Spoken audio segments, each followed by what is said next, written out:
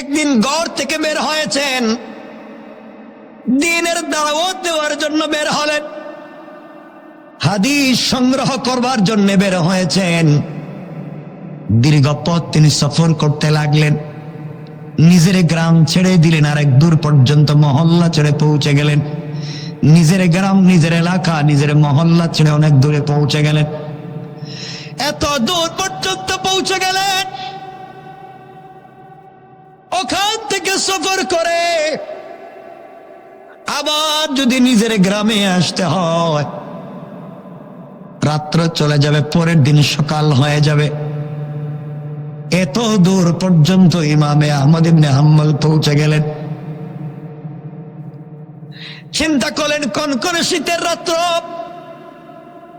কোথায় যাব?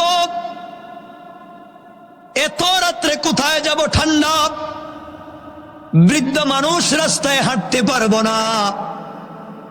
পাশে যদি কোথাও মসজিদ পাই, এই মসজিদে মাগরিবের সালাত আদায় করব, এই মসজিদে ইশার সালাত আদায় করব, এই মসজিদে ফজরের মুসল্লি হয়ে যাব, ফজরের সালাত পড়ে মসজিদ থেকে বের হয়ে যাব। এই চিন্তা করে ইমামে আহমদ ইবনে হাম্বল রাহমাতুল্লাহি আলাইহি একটা মসজিদে মাগরিবের সালাত আদায় করলেন। জামানার সব থেকে বড় ইমাম, আমার নবীজিকে 100 বারের বেশি স্বপ্নে দেখছে ইমাম। লক্ষ লক্ষ হাদিস যার সিনার ভিতরে জিন্দা। মাগরিবের সালাত একটা মসজিদে আদায় করলেন। মসজিদের কর্নারে বসে ঈশা পর্যন্ত ইবাদত করতে লাগলেন, জিকির করতে লাগলেন। ঈশার নামাজ তিনি ওই মসজিদে পড়লেন। সবাই মসজিদ থেকে বের হয়ে গেল, তিনি গেলেন না। তিনি মসজিদের কর্নারে বসে বসে জিকির করতে লাগলেন, ইবাদত করতে লাগলেন। দীর্ঘক্ষণ ইবাদত করবার পরে এলাকার মুসল্লি অথবা মসজিদের স্টাফ অথবা মসজিদ কমিটির যে কেউ ডাক দিয়ে বলছে, আঙ্কেল আপনাকে চিনলাম না। এই মসজিদের সকল মুসল্লি চলে গিয়েছে, আপনি কেন যান না? আপনি মসজিদ থেকে চলে যান। ইমামে আহমদ ইবনে হাম্বল বললেন, আমি এই মসজিদে থাকব, ফজরের সালাত পড়ে মসজিদ থেকে চলে যাব। সবাই ডাক দিয়া বলেছে, আঙ্কেল আপনাকে আমরা চিনি না, আমাদের মসজিদে ইশার সালাতের পরে থাকবার কোনো নিয়ম নাই, আপনি এখান থেকে চলে যান অন্যত্র কোথাও। ইমামে আহমদ ইবনে হাম্বল বিনয় করে বললেন, বাবা আমি বৃদ্ধ মানুষ, বয়স হয়ে গিয়েছে, বাহিরে কনকনে শীত আর ঠান্ডা, আমি একজন পথিক মুসাফির, আমি কোথায় যাব? আমাকে থাকবার জায়গা দাও, আমি আগামী কালকে সকাল হয়ে গেলে এখান থেকে চলে যাব। কেউ তাকে থাকতে দিল না। তিনিও কারো কাছে নিজের পরিচয়টুকু দিলেন না। এক পর্যায়ে অনুনয় বিনয় কেউ তার শুনল না। সবাই মিলে ইমামে আহমদ ইবনে হাম্বলকে মসজিদ থেকে বের করে দিল, তাকে তাড়াইয়া দিল, মসজিদ থেকে বের করে দিল। তিনি চলে যাচ্ছেন। ও ভাই, জামানার সব থেকে বড় ইমাম, সব থেকে বড় আলেম, যার সিনায় লক্ষ লক্ষ হাদিস আছে, যিনি বিশ্বনবীকে 100 বারের বেশি স্বপ্নে দেখেছেন, এই লোকটাকে মসজিদ থেকে বের করে দিয়েছে। তিনি আস্তে আস্তে হেঁটে হেঁটে চলে যাচ্ছেন, নিজের পরিচয় দিলেন না। তিনি যদি নিজের পরিচয় দিয়ে বলতেন আমি ইমামে আহমদ ইবনে হাম্বল, তাহলে এলাকার মানুষ তার কাছ থেকে বরকত নেওয়ার জন্য লাইন ধরত, হাদিয়া তোফা দিয়া তার খিদমত করবার জন্য লাইন ধরত। কিন্তু তিনি নিজের পরিচয় দিলেন না। যেই মানুষটাকে কাছে পাওয়ার জন্য, দোয়া নেওয়ার জন্য 1000 মাইল দূর থেকে মানুষ আসে, এই লোকটাকে তারা মসজিদ থেকে বের করে দিল। তিনিও নিজের পরিচয় দিলেন না, কত বড় মানুষ তিনি।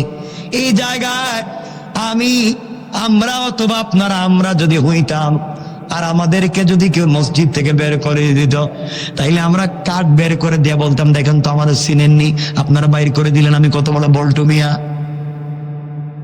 কথা বলেন নাকি? আমি কত বড়, আমার চিনেননি, দুনিয়ার সব মানুষ চিনে, আপনারা চিনেন না, আমার বাইর করে দিলেন।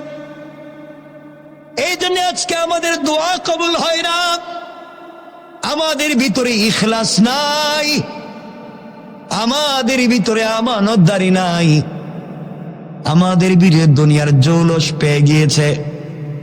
এই জন্য আমাদের দোয়ায় কাজ করে না। ইমাম আহমদ ইবনে হাম্বল দুনিয়ার জবরদস্ত ওই জামানার সব থেকে বড় আলেম, পরিচয় দিলেন না, তিনি হেঁটে হেঁটে চলে গেলেন। দীর্ঘ পথ চলতে লাগলেন। কিছু দূর যাওয়ার পরে ইমাম আহমদ ইবনে হাম্বল দেখতে পায় বিরাট বড় একটা বাজার দেখা যায়। বাজারের সবগুলা দোকান বন্ধ। ঠান্ডার সময় হাঁটতে পারতেছেন না, শরীরটা অনেক ঠান্ডা হয়ে গিয়েছে, বড় কষ্ট হচ্ছে। আমার মুসলমান বন্ধুগণ, বাজারের মধ্যখানে গিয়ে দেখে বাজারের মধ্যখানে একটা দোকান খোলা আছে। এক দোকানের ভিতরে এক জওয়ান, দোকানের ভিতরে ঝুপড়ি ঘর, দোকানটা ঝুপড়ি ঘরে দোকান। ওই দোকানে বসে বসে জওয়ানটা রুটি বানায়। ইমাম আহমদ ইবনে হাম্বল চিন্তা করলেন, রাত্রবেলা একটা মাত্র দোকান খোলা, ঠান্ডার কারণে কোথাও আমি যেতে পারবো না, দোকানের কাছাকাছি চলে যাই, হয়তো চুলা থেকে তাপ নিতে পারবো, আগুন পোহাতে পারবো, শরীর থেকে কিছু ঠান্ডা কমবে। এই চিন্তা করে ইমাম আহমদ ইবনে হাম্বল দোকানের কাছে পৌঁছে গেলেন। দোকানের কাছে গিয়ে দেখেন একজন দোকানের ভিতর রুটি বানায়। জিজ্ঞাসা করলেন, যুবক রে, বাজারের সবগুলা দোকান বন্ধ, তোমার দোকান কেন খোলা? যুবক ডাক দিয়া বলছে, আঙ্কেল আপনাকে চিনি না, আর আপনি আমাকেও চিনেন না, বুঝা গেল আপনি এলাকার লোক না।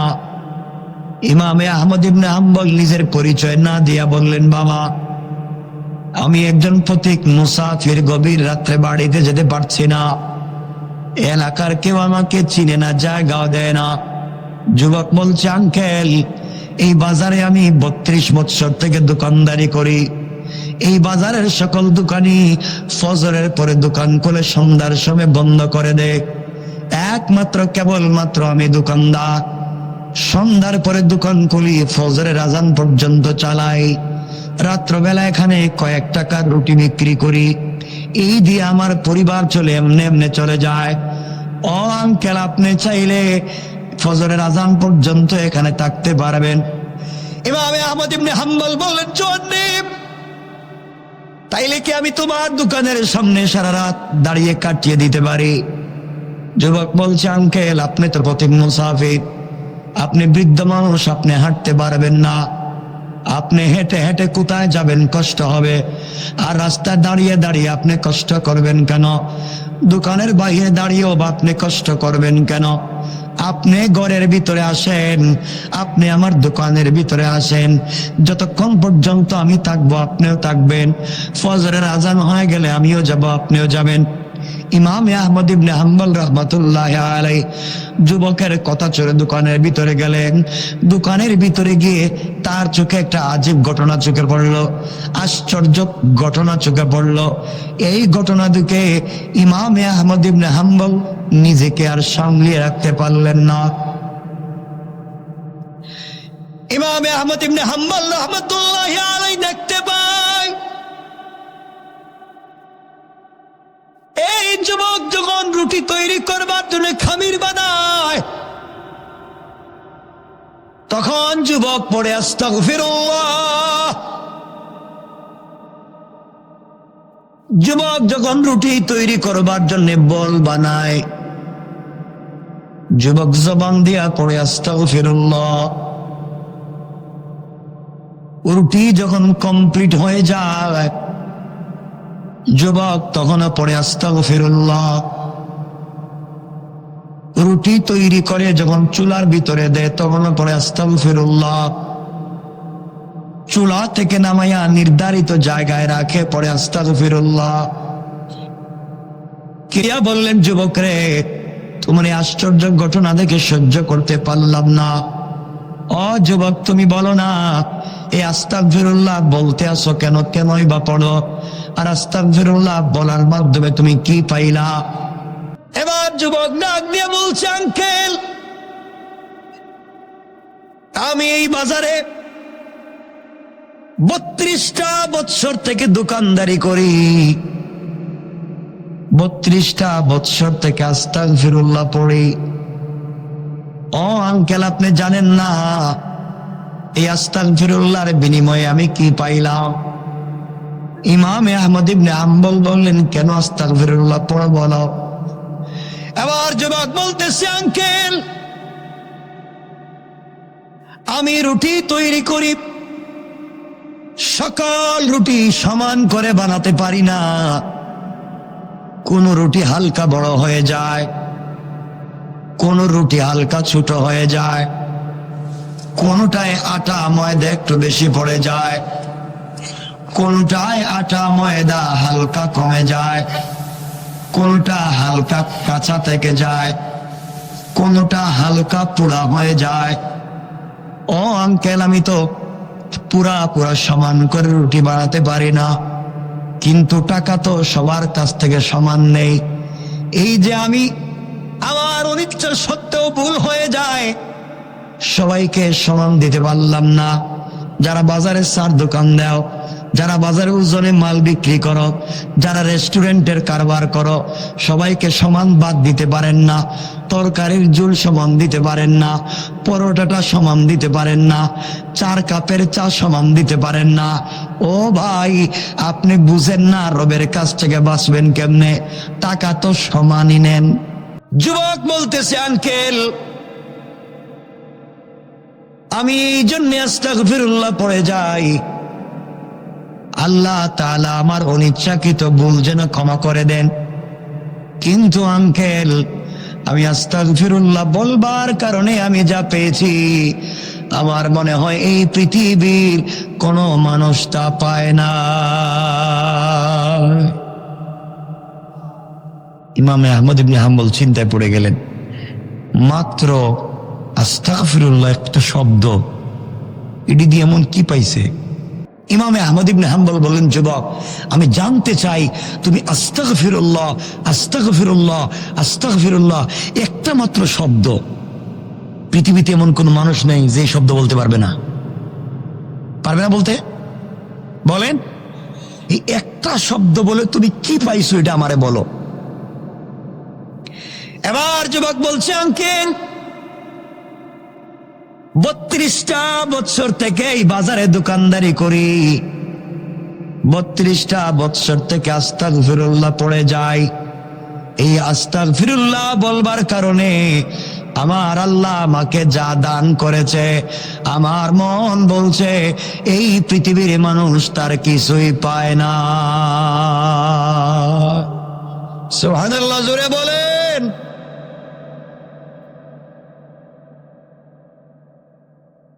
আমার মুসলমান বন্ধুগণ,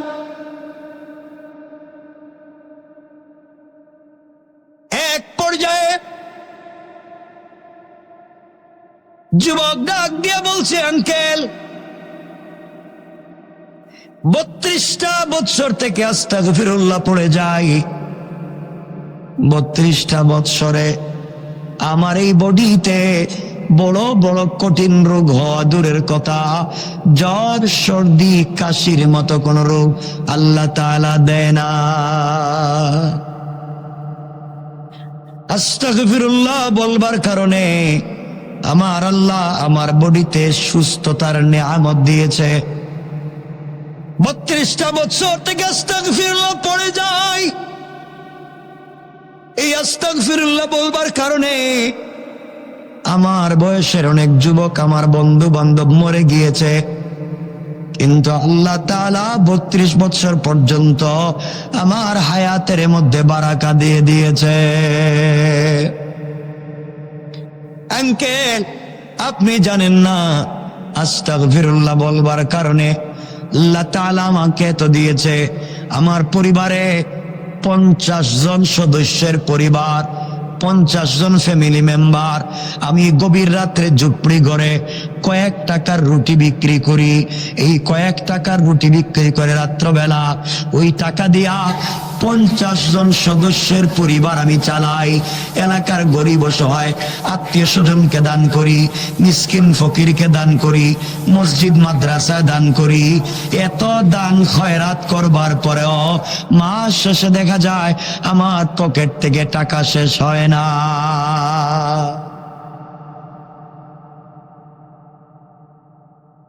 ইমামে আহমদ ইবনে হাম্বল আশ্চর্য। এবার বললেন, যুবকরা আর কি? যুবক এবার বলছে, আঙ্কেল আর কি আপনাকে আরো বলতে চাই। 32টা বছর থেকে আস্তাগফিরুল্লাহ পড়ে যাই। এই আস্তাগফিরুল্লাহ পড়বার কারণে, আস্তাগফিরুল্লাহ বলবার কারণে আমার আল্লাহ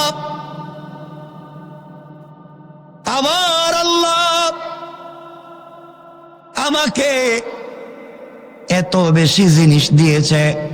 আমি আমার জন্য যত দোয়া করছি, আত্মীয় স্বজনের জন্য যত দোয়া করছি, এলাকার মানুষের জন্য যত দোয়া করছি, আল্লাহ তাআলা 32টা বছরে আমার সবগুলা দোয়াকে কবুল করে নিয়েছে। ইমামে আহমদ ইবনে হাম্বল আশ্চর্য, ডাক দিয়া বললেন, যুবকরে তাহলে তুমি তো মুস্তাজাবুদ দাওয়া। যুবক বলছে, আঙ্কেল মুস্তাজাবুদ দাওয়া কিনা জানি না, কিন্তু আল্লাহ তাআলা আমার দোয়া কবুল করছে। আমি এলাকার মানুষের জন্য দোয়া করছি, কবুল করছে। আত্মীয় স্বজনের জন্য দোয়া করছি, কবুল করছে। যেই মানুষ যে উদ্দেশ্যে আমার কাছে দোয়া চাইছে, আমাকে আল্লাহ এতটুকু ইজ্জত দিয়েছে। আস্তাগফিরুল্লাহ আস্তাগফিরুল্লাহ বলে উপর দিকে হাত উঠাইছি, আল্লাহ তাআলা সাথে সাথে আমার সবগুলা দোয়াকে কবুল করে নিয়েছে। ইমামে আহমদ ইবনে হাম্বল বললেন, জোয়ান রে, আস্তাগফিরুল্লাহ বলবার কারণে আল্লাহ তোমাকে সুস্থতার নিয়ামত দিয়েছে, তোমার হায়াতে বরকত দিয়েছে, তোমার টাকা পয়সার মধ্যে বরকত দিয়েছে, টাকার মালিক বানাইছে, তোমার সবগুলা দোয়াকে কবুল করছে। আর কি? এবার যুবক বলছে, আঙ্কেল আমার সব থেকে বড় পাওয়া হলো এই 32টা বছরে আস্তাগফিরুল্লাহ বলবার কারণে 35 বারের বেশি আল্লাহর নবীকে আমি স্বপ্নে দেখেছি। ইমামে আহমদ ইবনে হাম্বল বললেন, যুবক তোমার কাছে আমি বলতে চাই, বাবা বলো তোমার এত এত পূর্ণতার মধ্যে নবীজিকে স্বপ্নে দেখেছ, হায়াতে বরকত পাইছো, সুস্থতার নিয়ামত পাইছো, রিজিকে বরকত পাইছো, সবগুলা দোয়া কবুল হইছে, দুনিয়া আল্লাহ তুমি রুটিওয়ালাকে ইজ্জত দিছে। ও যুবক, এত এত পূর্ণতার ভিতরে তোমার কোনো অপূর্ণতা আসেনি, তোমার কোনো দোয়া আসেনি যেটা আজ পর্যন্ত কবুল হয় নাই। এমন সময় যুবক দাঁড়িয়ে গিয়েছে আর চোখের বাড়ি চলে কান্না করে ডাক দিয়ে বলছে, আঙ্কেল আপনাকে আমি চিনি না, আপনাকে আমি জানি না বাবা। আপনি কত কথাই তো বললেন, সব কথাই বললাম, এখন আপনি আমার কষ্টের কথা মনে করে দিছেন, জিন্দগির দুঃখের কথা মনে করে দিলেন। ও আঙ্কেল 32টা বছর থেকে আল্লাহর কাছে যা চাইছি সব আল্লাহ দিছে, হায়াতে বরকত দিছে, সুস্থতার নিয়ামত দিছে, টাকা পয়সার মালিক বানাইছে, সম্মান আর ইজ্জতের মালিক বানাইছে, নবীজিকে স্বপ্নে দেখার তৌফিক দিছে, সবগুলা দোয়াকে কবুল করছে, কিন্তু আমার ছোট্ট একটা দোয়াকে কবুল করে নাই। আঙ্কেল 32টা বছরে ছোট্ট একটা দোয়া আমি করে যাই, এই দোয়াটা আল্লাহ আমার কবুল করে না। ইমামে আহমদ ইবনে হাম্বল বললেন, দোয়া কি? যুবক বলছে, আঙ্কেল আমি শুনছি এই জামানার, এই দুনিয়ার, বর্তমান দুনিয়ার সব থেকে বড় ইমামের নাম ইমামে আহমদ ইবনে হাম্বল। আমি শুনছি তার মতো বুজুর্গ এখন আর নাই। তিনি আল্লাহ রসুলকে 100 বার স্বপ্নে দেখছেন। তিনি মুসনাদে ইমামে আহমদ ইবনে হাম্বল লিখছেন। তিনি এক রাত্রে একটা আয়াত থেকে 100 মাসালা বের করতে পারেন। আমি 32টা বছর থেকে আল্লাহর কাছে দোয়া করি, আল্লাহ তাআলা এত বড় একজন মানুষকে একটা বার আমাকে দেখাইয়া দাও, আমি তার কাছ থেকে দোয়া নিব, তার কাছ থেকে দোয়া নিব, তার কাছাকাছি আমি যাব, তার কাছ থেকে বারাকা নিব। ও আঙ্কেল, 32টা বছর থেকে দোয়া করে যাই, কিন্তু আল্লাহ তাআলা আমার এই দোয়াকে কবুল করে না। সব দোয়া কবুল করে আরো বাড়াইয়া দেয়, যা চাই বাড়াইয়া দেয়, কিন্তু আমার এই ছোট দোয়াটাকে কবুল করে না। এই বলে যুবক সেজদায় পড়ে কাঁদতে লাগলো। ইমামে আহমদ ইবনে হাম্বল বুঝতে পারলেন যুবকটা রুটিওয়ালা হইতে পারে, কিন্তু আল্লাহ তারে কত সম্মান দিছেন, আল্লাহ তাআলা তাকে কত ইজ্জত দিছেন। এবার তিনি বলতে লাগলেন, যুবক রে, ও যুবক, ইমামে আহমদ ইবনে হাম্বলকে আল্লাহ তাআলা সকালবেলা ঘর থেকে বাইর করাইয়া বিন্দিসি একটা রাস্তায় সারাদিন সফর করাইয়া মাগরিবের নামাজ এক মসজিদে আদায় করাইয়া ওই মসজিদে ইমামে আহমদ ইবনে হাম্বল ইশার নামাজ আদায় করলেন। ইমামে আহমদ ইবনে হাম্বল সিদ্ধান্ত নিছেন এই মসজিদে ফজরের নামাজ পড়বেন, কিন্তু আল্লাহ তাআলা ইমামে আহমদ ইবনে হাম্বলকে মসজিদ থেকে বাইর করাইয়া ঠান্ডার মধ্যে সফর করাইয়া বুড়া মানুষরে হাঁটাইয়া হাঁটাইয়া তোমার দোকানের সামনে আইনা এক পর্যায়ে তোমার দোকানের ভিতরে ঢুকাইয়া তোমার সামনে দাঁড় করাইয়া আমার মতো একজন গোলাম ইমামে আহমদ ইবনে হাম্বলকে আল্লাহ তাআলা বলতেছেন, ইমামে আহমদ ইবনে হাম্বল রে, তুমি ওই মুহূর্তে এই রুটিওয়ালার কাছ থেকে দোয়া নিবা। যুবক, তুমি চিন্তা করতেছো তোমার যেই দোয়া কবুল হয় নাই, ইমামে আহমদ ইবনে হাম্বলকে খুঁজতেছো, তার বাড়িতে যাইবা, তার কাছ থেকে দোয়া নিবা। আল্লাহ তাআলা তোমাকে কষ্ট দিতে চায় নাই, তোমার দোয়ারে কবুল করছে এমন ভাবে ইমামে আহমদ ইবনে হাম্বলের সফর করাইয়া এই মুহূর্তে তোমার দোকানে আনছে। আমি দাঁড়িয়ে আছি, আমি ইমামে আহমদ ইবনে হাম্বল। ও যুবক রে, এতগুলা দোয়া তোমার কবুল হয়েছে বাবা।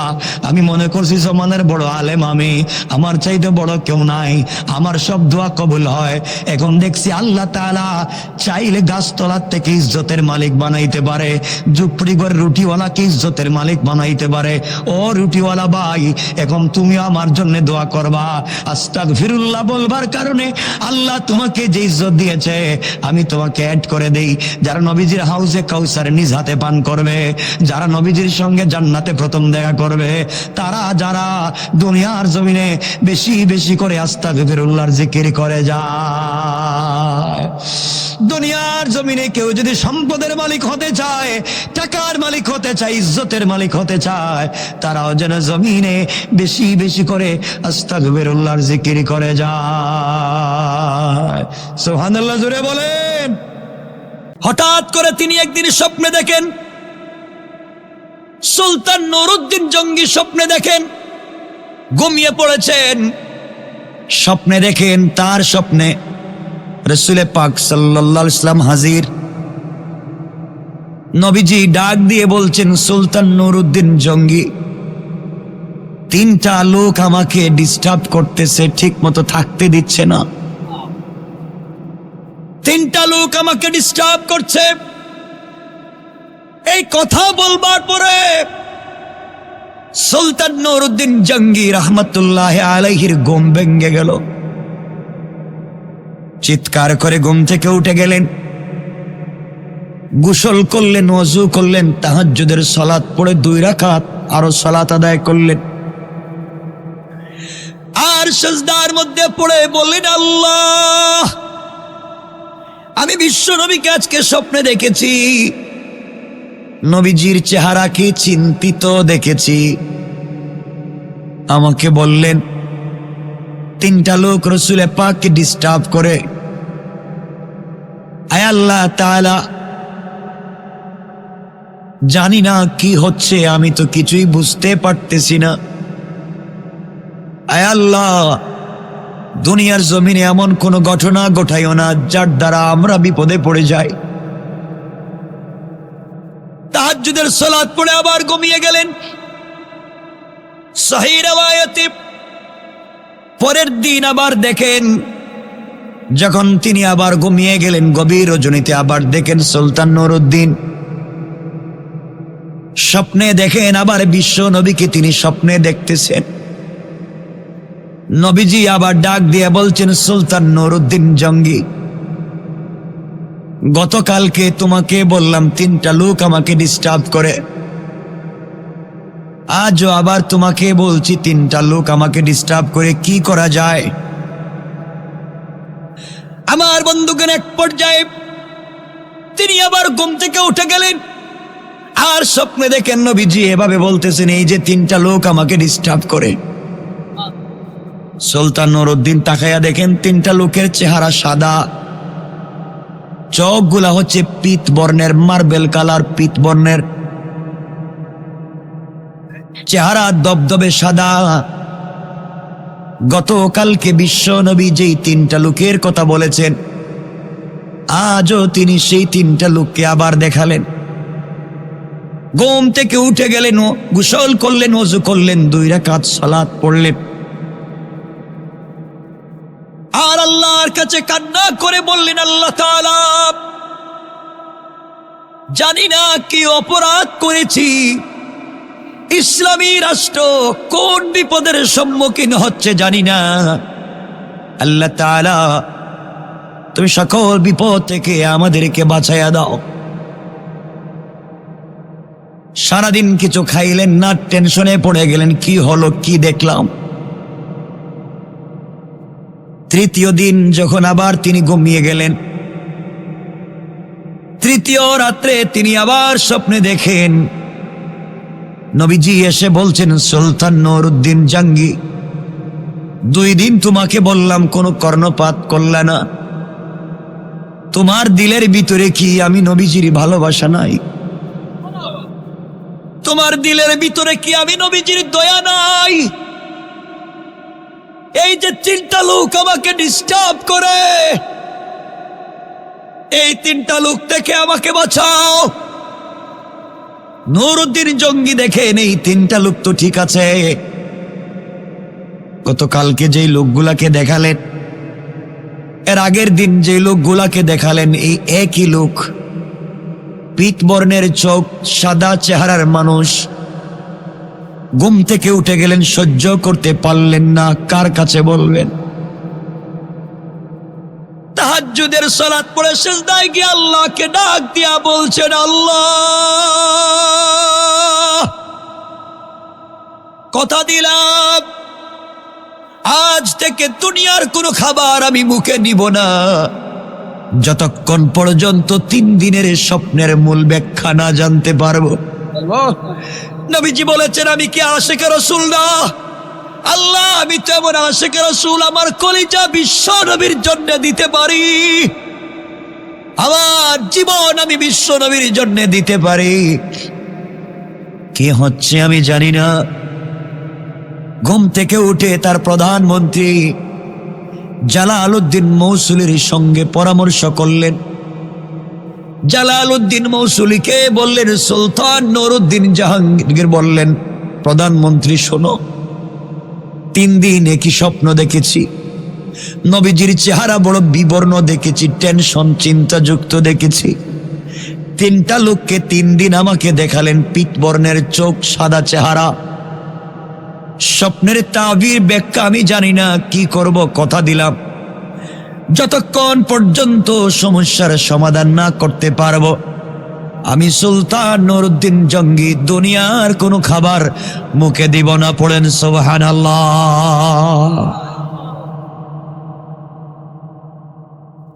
আমার বন্ধুগণ, জালালউদ্দিন মৌসুলি বললেন, বাদশা আর দেরি করেন কেন? আমার বিশ্বাস, আমার মনে হয় মদিনার রাসূলের রওজা মুবারক কোনো বিপদে পড়ে গেল কিনা, নবীজির রওজা মুবারকে কিছু হয়ে গেল কিনা। চলেন বাগদাদ থেকে মদিনার দিকে যাই।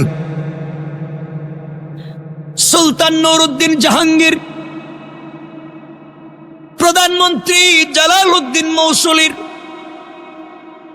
কথাগুলা শুনে 16,000 সেনাবাহিনী নিয়ে 1 মাসের খাবার নিয়ে বাগদাদ থেকে তিনি মদিনার পথে যাত্রা করলেন। 1 মাসের খাবার নিলেন, 16,000 সৈন্য নিলেন, খাবার বন্ধ করে দিলেন, নিজে শুধু পানি পান করেন, আল্লাহর নামের জিকির করেন আর বলছেন, আল্লাহ তাআলা আমাকে তুমি জিন্দা মদিনায় পৌঁছায়া দাও, আমাকে রাসূলের রওজা মুবারকের কাছে নিয়ে যাও। আমি জানতে চাই রাসূলের রওজা কোনো বিপদে পড়ে গেল কিনা, কেন আমি আরো আগে খবর নিলাম না, কেন আমি আগে দেখলাম না কি হয়েছে। আমার বন্ধুগণ, 11 দিন রাস্তায় সফর করে 12তম দিনে তিনি মদিনায় পৌঁছে গেলেন। সুলতান নুরউদ্দিন জাহাঙ্গীর মদিনায় পৌঁছে গিয়া তিনি বলে দিলেন, সাবধান, কোন লোককে মদিনা থেকে বের হতে দিবা না, মদিনা থেকে বের হওয়ার কোনো পারমিশন নাই, যে যাবে ক্রস ফায়ার। বাহির থেকে ভিতরে ঢুকা যাবে কিন্তু ভিতর থেকে বাহিরে যাওয়া যাবে না। এই কথা বলে নুরউদ্দিন জাহাঙ্গীর, নুরউদ্দিন জঙ্গি তিনি নেমে গেলেন উটের পিঠ থেকে, ঘোড়ার পিঠ থেকে পায়ের জুতা খুলে ফেললেন, পাগলের মতো দৌড়াইয়া রাসূলের রওজার দিকে যায়। সবাই ডাক দিয়া বলতেছেন, বাদশাহ জাহাপনা, এই শক্ত পাথরের এলাকা, বালি গরম, আপনি জুতা খুলছেন কেন? নুরউদ্দিন জঙ্গি ডাক দিয়া বলছেন, জানো না, আমার নবীজি আমাকে বলেছেন, জাহাঙ্গীর রে জঙ্গি, সুলতান নুরউদ্দিন জঙ্গি, তুমি কি আশিক রাসূল না? আমি আশিক রাসূল প্রমাণ করব, যেই মদিনায় আমার নবীজি জুতা মুবারক নিয়ে হেঁটেছেন, এই মাটিতে আমি জুতা নিয়ে হাঁটবো না, বেয়াদবি করব না। নবীজির পা যেখানে পড়েছে ওখানে যেন আমার জুতা না লাগে, এই জন্য আমি খালি পায়ে হাঁটা শুরু করলাম। হাঁটতে হাঁটতে রওজার পাশে চলে গেলেন, মসজিদে নববীতে 2 রাকাত সালাত আদায় করলেন। রাসূলের রওজা জিয়ারত করে কান্না করে ডাক দিয়া বললেন, পয়গম্বর আরবি, আমি আপনার গোলাম হাজির। এর 11 দিন সফর করে না খেয়ে আপনার রওজা এসেছি, আমাকে ক্ষমা করে দিবেন, কিছুই জানি না কি হয়েছে। ইয়া রাসূলুল্লাহ, আমি এখনো বুঝতে পারি না কি হচ্ছে, আমাকে ক্ষমা করে দেন, কথা দিলাম আপনার পাগলা উম্মত নুরউদ্দিন জঙ্গি দুনিয়ার জমিনে থাকতে এই মদিনার রাষ্ট্রের ভিতরে কেউ অন্যায় করে বেঁচে থাকতে পারবে না। আমরা বলতে পারি বাংলাদেশের মাটিতে আশিক রাসূল বেঁচে থাকতে রাসূলের বিরুদ্ধে কথা বলা যাবে না। আমার বন্ধুগণ, এক পর্যায়ে নুরউদ্দিন জঙ্গি রহমতুল্লাহ আলাই ঘোষণা করে দিলেন, সব রাস্তাঘাট বন্ধ। কি হয়েছে গভর্নরকে জিজ্ঞাসা করলেন, কেউ উত্তর দিতে পারে না। প্রধানমন্ত্রীর সঙ্গে পরামর্শ করলেন, কেমনে জানবো কি হচ্ছে, আর এই 3টা লোক বাকে আমি কেমনে চিনবো হাজার হাজার মানুষে। পরামর্শ হলো, নুরউদ্দিন জঙ্গি বললেন, মদিনার মানুষেরা, দীর্ঘদিন পরে মদিনা এসেছি, আমি তোমাদেরকে মেহমানদারি করাতে চাই, তোমাদেরকে দাওয়াত খাওয়াতে চাই। খবরদার, আমার দাওয়াত কেউ মিস করতে পারবা না। মদিনার বাহির থেকে ভিতরে এসে দাওয়াত খেতে পারবে, কিন্তু মদিনার ভিতর থেকে একটা কুকুরও মদিনার বাহিরে যেতে পারবে না, কেউ যেতে পারবে না। সমস্যা দেখতে হবে আমাকে কি হয়েছে। এক পর্যায়ে সবাইকে খাওয়াতে লাগলেন। মহিলারাও খায়, পুরুষেরাও খায়, সকল ধর্মের বর্ণের মানুষেরা এসে খায়। নুরউদ্দিন জঙ্গি হেঁটে হেঁটে দেখেন, কিন্তু লোকগুলাকে পান না। একজন একজন করে দেখেন, কিন্তু লোকগুলাকে পান না। এভাবে 1 সপ্তাহ খাওয়ালেন, কিন্তু এখন পর্যন্ত এই 3টা লোককে চোখে ভাসে না। তিনি বললেন, শোনো, মদিনার ভিতরে কোনো বৃদ্ধ বৃদ্ধা হাঁটতে পারে না, দাঁড়াতে পারে না, কোনো শিশু হাঁটতে পারে না, দাঁড়াতে পারে না। এমন লোকও যদি থাকে, উট পাঠাইয়া, গুড়া পাঠাইয়া তাকেও আনো, খাওয়াতে হবে। মেহমানদারিতে কেউ থাকতে পারবে না। এইভাবে করে করে আরো 1 সপ্তাহ খাওয়ানো হলো। 2 সপ্তাহ চলে গেল, কিন্তু তিনি 3 জন লোককে এখনো খুঁজে পেলেন না। আস্তে আস্তে করে নুরউদ্দিন জঙ্গি শুকাইয়া গেলেন, ঠিক মতো দাঁড়াতে পারেন না, কারণ প্রায় 1 মাস হয়ে গেল মুখে খাবার নাই। সবাই পায়ে ধরে বলে, বাদশাহ কিছু খান। নুরউদ্দিন জঙ্গি বলে, আমি আশিক রাসূল, সমস্যার সমাধান না করে খাবো না।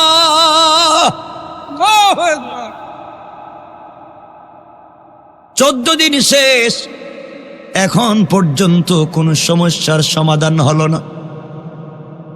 নুরউদ্দিন জঙ্গি বললেন, বলো তো আর কে বাকি আছে? দুধ পাঠাইয়া গ্রাম থেকে, শহর থেকে, দূর থেকে, 100 মাইল দূর থেকে ধরে ধরে মানুষগুলা কেনে খাওয়ালেন। 16 দিন হয়ে গেল, 17তম দিন হাজির হয়েছে, কিন্তু এখন পর্যন্ত এই 3টা লোককে খুঁজে পেলেন না। ডাক দিয়ে বলেন, বলো মদিনার মানুষ, বলো একজনকে ছাড়বো না, পুরা মদিনাকে ব্রাশ ফায়ার করে দেব। আগে বলো আর কেউ বাকি আছে কিনা? পিছন থেকে একজন দাঁড়াইয়া বলছেন, আমিরুল মুমিনিন সুলতান নুরউদ্দিন জঙ্গি, আমাদের মদিনার সব মানুষের খাওয়া দাওয়া শেষ, কিন্তু 3 জন বুজুর্গ আল্লাহর ওলি বাকি আছে। আল্লাহু আকবার বলেন, জোরে বলেন আল্লাহু আকবার। 3 জন বুজুর্গ আল্লাহর ওলি বাকি। নুরউদ্দিন জঙ্গি চিৎকার করে দাঁড়াইয়া গেলেন আর বললেন, এই 3 জনকে কোথায় থাকে? সবাই বলতেছেন, বাদশাহ জাহাপনা, এই 3 জন মদিনার মসজিদে সারাদিন ইবাদত করে, লম্বা দাড়ি, লম্বা জুব্বা, লম্বা পাগড়ি, লম্বা পাঞ্জাবি, সারাদিন রোজা রাখে, সারা রাত্র ইবাদত করে। তাদের টাকা পয়সার কোনো অভাব নাই, গোটা মদিনার মানুষকে দান খয়রাত করে, সারাদিন কোরআন তিলাওয়াত করে আর জিকির করে। মদিনার মসজিদ থেকে এরা বাইর হয় না, 3 জন ভিতরে বসা রয়েছে। মদিনার মসজিদের কর্নারে একটা ঘর বানাইছে, ঘরে তারা সারাদিন থাকে। এত বড় বুজুর্গ, তারা কারো সঙ্গে কথা বলে না। মনে রাখবেন, আলোচনার শুরুতেই বলছিলাম, দাড়িতে, জুব্বায়, পাঞ্জাবিতে ইসলাম নাই। মনে পড়েনি? ইসলাম হচ্ছে ওখানে, দিন হচ্ছে ওখানে। কথার শুরুতেই চলে যাচ্ছি, বিষয় মিলাইয়া সংক্ষেপ করে নিচ্ছি। আমার বন্ধুগণ মনোযোগ দিয়ে শুনেন। তিনি বললেন, এই 3 জন লোককে নিয়ে আসো। মদিনার সকল মানুষ বলছেন, বাদশাহ জাহাপনা, বেয়াদবি মাফ করবেন, হাত জোড় করি, এই 3 জনের সঙ্গে বেয়াদবি করা যাবে না। কত বড় ওলি! এরা এত বড় বুজুর্গ, কোনোদিন মসজিদ থেকে বের হয় না, কারোর সঙ্গে কথাও বলে না, বিয়ে শাদিও করে না, দীর্ঘদিন থেকে মসজিদে থাকে আর জিকির করে, মানুষের খাওয়ায়, দান করে আর তসবিহ পড়ে। তিনি বললেন, যত বড় বুজুর্গ হোক, এদেরকে আমার কাছে নিয়ে আসো। দাঁড়িয়ে বলছে সবাই, না না, মাফ করেন, এদের সঙ্গে বেয়াদবি করলে দুনিয়া ধ্বংস হয়ে যাবে। নুরউদ্দিন জঙ্গি বললেন, যাই হোক, আমি তাদেরকে দেখা লাগবে কেমন পীর। তিনি বললেন, তারা কেমন বলো তো? তারা বলছে, তারা বড় সুন্দর চেহারার মানুষ, শুধু জিকির ছাড়া কিছুই বুঝে না, কোরআন ছাড়া বুঝে না, মসজিদ তারা কিছুই বুঝে না, সব সময় ইবাদতে থাকে। পাঠাইয়া দিলেন দূত, যাও। সেনাবাহিনী পাঠাইয়া দিলেন, যাও। এই পীরগুলা যদি সুস্থ মস্তিষ্কে সহি সালামতে আসতে না চায়, হাতে পায়ে বেড়ি লাগাইয়া নিয়ে আসবা, শিকল লাগাইয়া নিয়ে আসবা। আমি এই রাষ্ট্রের খলিফা, আমি বাগদাদ থেকে এসেছি। কত বড় পীর, সবাই আসে না কেন? 17 দিন থেকে গোটা মদিনার মানুষকে খাওয়াই, তারা কেন আমার মেহমানদারিতে আসে না? আমি জানতে চাই তারা কেমন নিমক হারাম কিনা, কেন আমার মেহমানদারিতে হাজির হয় না, জানা লাগবে। বাইরে পুলিশ পাঠাইয়া দিলেন, সিকিউরিটি পাঠাইয়া দিলেন। 3 জন যখন গিয়েছে, ওই 3 জনকে আনার জন্য পিছনে পিছনে মদিনার মানুষ মুসলমানেরা গেছে। বেয়াদবি মাফ করবেন, আপনারা চলে যান, এদেরকে ডিস্টার্ব করবেন না। পুরা মদিনার মানুষেদের পক্ষে এরা বড় বুজুর্গ, কেউ আনতে পারে না। সুলতান নুরউদ্দিন জঙ্গি দাঁড়ায়া গেলেন, চোখ লাল হয়ে গেল, মাথার চুল যেন মুসার মতো দাঁড়াইয়া যাচ্ছে, গরম হয়ে গেলেন। বললেন, ওরা যদি না আসে আমি নিজে যাব। আল্লাহু আকবার। হাঁটতে লাগলেন, সাথে নিলেন প্রধানমন্ত্রী জালালউদ্দিন মৌসুলিকে, বললেন, চলো যাই, তোরা কেন আসে না? যাইতে যাইতে মদিনার মসজিদের পাশে কামরা বানাইয়া রাখছে, চলে গেলেন। গিয়া দেখেন দরজা লাগানো, ভিতর থেকে জিকিরের আওয়াজ শোনা যায়। কিসের আওয়াজ? জিকিরের আওয়াজ শোনা যায়। তিনি বললেন, দরজা খোলো। আমি নুরউদ্দিন জঙ্গি। এরপরেও দরজা খুলে না, ধাক্কা দিয়ে দরজা খুলে ফেললেন। তাকে দেখেন নিচের দিকে তাকায় শুধু জিকিরই করে, উপরের দিকে চেহারা উঠায় না। তিনি বললেন, আমি নুরউদ্দিন জঙ্গি, আমার প্রধানমন্ত্রী জালালউদ্দিন মৌসুলি, মাথা উঠাও। তারা বলতেছেন, মাফ করবেন, আমরা এখন এশকের জিকিরে আছি। তিনি বললেন, থামাও জিকির, দেখি কে। জিকির থামাইয়া দিলেন, 3টা লোককে দাঁড় করাইয়া দিলেন। চেহারার দিকে তাকাইয়া, ওদের চোখের দিকে তাকাইয়া, চেহারার দিকে তাকাইয়া নুরউদ্দিন জঙ্গি আল্লাহু আকবার বলে মাটিতে পড়ে গেল। আর ডাক দিয়া বললেন, ইয়া রাসূলুল্লাহ, পয়গম্বরে আরবি, আপনার দেখানো 3টা লোককে আমি পেয়ে গেছি।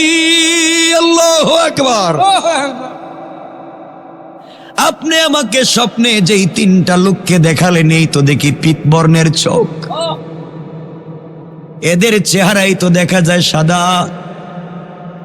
তিনি বললেন, তোমরা কারা, তোমাদের পরিচয় দাও। ওদের হাতে পায়ে শিকল লাগাও, ওদের পরিচয় জানো। সবাই বলতেছেন, স্যার আপনি তো মরে যাবেন, জলে পুড়ে যাবেন, কার সঙ্গে বেয়াদবি করতেছেন বুঝতেছেন না। নুরউদ্দিন জঙ্গি বললেন, কোনো কথাই শুনতে চাই না, এদেরকে জিজ্ঞাসা করি কি হয়েছে। জিজ্ঞাসা করলেন, তোমরা কি চাও? তারা বলতেছে, আমরা প্রায় 32 বছর থেকে এখানে ইবাদত করি, জিকির করি, নামাজ পড়ে, রোজা রাখি, ছাড়া আমাদের কাজ নাই। মদিনার মানুষকে দান খয়রাত করা ছাড়া আমাদের কোনো কাজ নাই। তিনি তো চেহারা দেখেই বুঝতে পারলেন, এই 3টা লোক আমাকে রসুল দেখালেন। চেহারা আমি চিনে ফেলেছি, চোখ দেখে ফেলেছি। এখন তাদেরকে বললেন, তোমরা আমাদের দাওয়াতে গেলে না কেন? সবাই বলতেছে, বাদশাহ, আমরা মসজিদ থেকে বের হই না উপর থেকে পারমিশন না আসলে। উপর থেকে কে পারমিশন দেয়? আমাদের সম্পর্ক তো স্বয়ং রবের সাথে। চিন্তাছেন?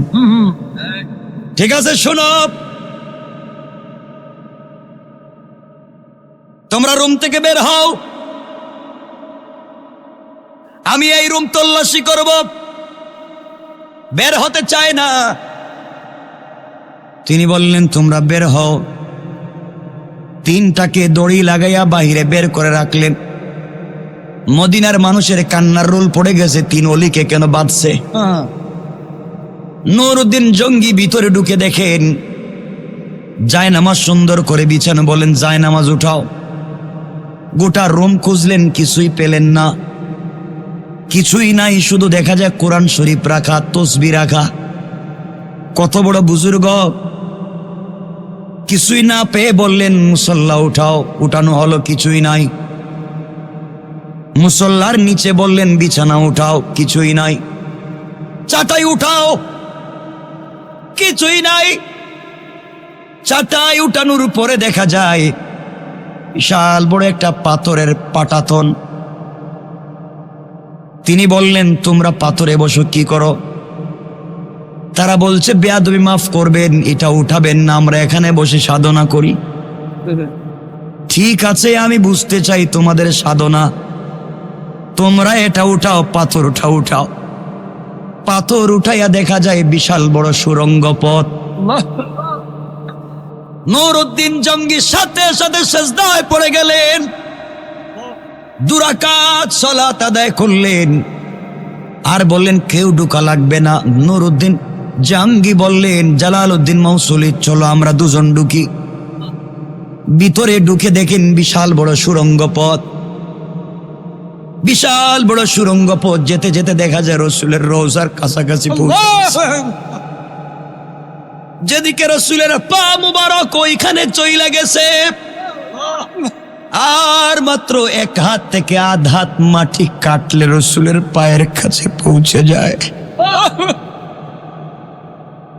নুরউদ্দিন জঙ্গি ভিতর থেকে বের হয়ে আসলেন, কান্না করতে করতে বের হয়ে আসে, জিজ্ঞাসা করলেন বলো কেনই বা তোমরা খনন করে তোমরা ওখানে কি করতে চাও? তারা যখন জবাব দিতে চায় না, নুরউদ্দিন জঙ্গি বললেন তোমরা দেখো আমি জবাব আদায় করতে পারি কেমনে। বেনেট কুলে গুড়ার পিঠ থেকে তিনি দড়ি কুলে আচ্ছা মতো পিটাতে লাগলেন। মদিনার মানুষ কান্না করতেছে, পীর, কত বড় পীরকে আপনি পিটাচ্ছেন? তিনি বললেন কি কয়েক মিনিট পরেই বুঝতে পারবা পীরের আসল চেহারা কি। পিটাতে লাগলেন আর বললেন কি করেছো তোমরা বলো, কেন তোমরা গর্ত খনন করেছো, সুড়ঙ্গ করেছো বলো। তারা বলতেছে আমাদেরকে আর পিটাবেন না, আমরা পরিচয় দিই, আমরা হলাম মৌসুল শহরের ইহুদি। আমাদেরকে ইউরোপ আমেরিকার ইহুদিরা টাকার বিনিময়ে এখানে পাঠিয়েছে, হাজার হাজার কোটি কোটি টাকা দিয়েছে, আমরা যেন কোনোভাবে এখান থেকে আপনাদের নবীজির লাশটা পাচার করে ওখানে পাঠাইয়া দিই। দীর্ঘ 32 থেকে 35 বছর থেকে মাটি খনন করি, রাত্রের অর্ধেক টাইম মাটি খনন করি, অর্ধেক টাইম মাথার মধ্যে বয়া নিয়ে আমরা নদীতে দূরে নিয়ে মরুভূমিতে ফালাইয়া দিই, কোনো চিহ্নই রাখি না, কেউ যেন খুঁজে না পায়। এইভাবে আমরা কাজ করতেছি, বিনিময়ে তারা আমাদেরকে অনেক টাকা পয়সা দিয়েছে, আমরা এই টাকাগুলা তাদেরকে বন্টন করে দেই মুসলিমদেরকে। এই জন্য আমরা মুসলমান হয়েছি, মুসলমানের বেশ ধরে নামাজও পড়ি, রোজাও রাখি, তওয়াফও করি, জিকিরও করি, আসলে আমরা ইহুদি। বাইরে এমন বহুত ইহুদি তোমার আমার আশেপাশেও আছে। আমার বন্ধুগণ, এক পর্যায়ে নুরউদ্দিন জঙ্গি বললেন তোমাদের মিশন কি বলো, কেনই বালাশ নিতে চাও? তারা বলছে বাদশাহ শুনেন, ওরা আমাদেরকে বলেছে যে কোনো কিছুর বিনিময়ে লাশ যদি দিতে পারি, গোটা দুনিয়ার মুসলমানরা শুধু চিল্লায় নবীজি, তাদের নবীজি মদিনায় আছেন, মদিনাকে কেন্দ্র করেই তো তাদের সব শক্তি। সবাই হজের সময় মদিনায় আসে, মদিনায় এসে তারা তো চিল্লায় আর কাবা ঘর তওয়াফ করে চিল্লায়, তাদের নবীর লাশ যদি ওখান থেকে নিয়ে যাই বরকত চলে যাবে, ইচ্ছা মতো পিটাতে পারবো, মুসলমানরা দুর্বল হয়ে যাবে, তাদের দোয়া কবুল হবে না। আমরা বলবো যার জন্য জিয়ারত করতে যাও তার লাশই নাই, এই জন্যই তো আমরা লাশ চুরি করতে চাইলাম। আল্লাহ রাব্বুল ইজ্জত ওয়াল জালাল বললেন ওয়া মাকারু ওয়া মাকারাল্লাহ ওয়াল্লাহু খায়রুল মাকিরিন। তোমরা কৌশল করেছো আমার নবীর লাশ নিয়ে যাবে, আর এই ঘটনার মাধ্যমে আমি আল্লাহ কৌশল করলাম আজীবনের মতো আমার নবীর লাশ মুবারককে হেফাজত করে দেব। ওরা চাইছিল আমাদের নবীর লাশ মুবারক পাশ্চাত্যে নিয়ে যাবে, মুসলমানদেরকে দুর্বল করবে, মুসলমানদের ক্ষমতা নষ্ট করবে, আমাদের নবীর সাথে বেয়াদবি করবে। তিনি আল্লাহ রব্বুল ইজ্জত ওয়াল জালাল রসুল পাকের মাধ্যমে স্বপ্নে দেখালেন নুরউদ্দিন জঙ্গিকে। তারা বলতে লাগলো, এভাবে আমরা কাজ করতেছি, কিন্তু জঙ্গি আপনি জানেননি গত 1 মাস থেকেই 1 হাত আধা হাত মাটি আমরা কাটতে যাই, যখনই রসুলের পা মোবারকের কাছে গিয়ে মাটি কাটতে যাই তখনই আগুনের মতো একটা আগুন এসে আমাদের বুকে লেগে যায়, আল্লাহু আকবার। আমাদের কলিজায় যেন আগুন লেগে যায়, ভয় পেয়ে যাই, আমরা কাছে যেতে পারি না। গত 1 সপ্তাহ থেকে মা কাছে যখন যাই মনে হয় যেন আমাদেরকে বাঘ আমাদেরকে দৌড়াচ্ছে, দৌড়ে বের হয়ে আসে, কোনোভাবেই কাছে যাইতে পারি না, কিছুই বুঝি না।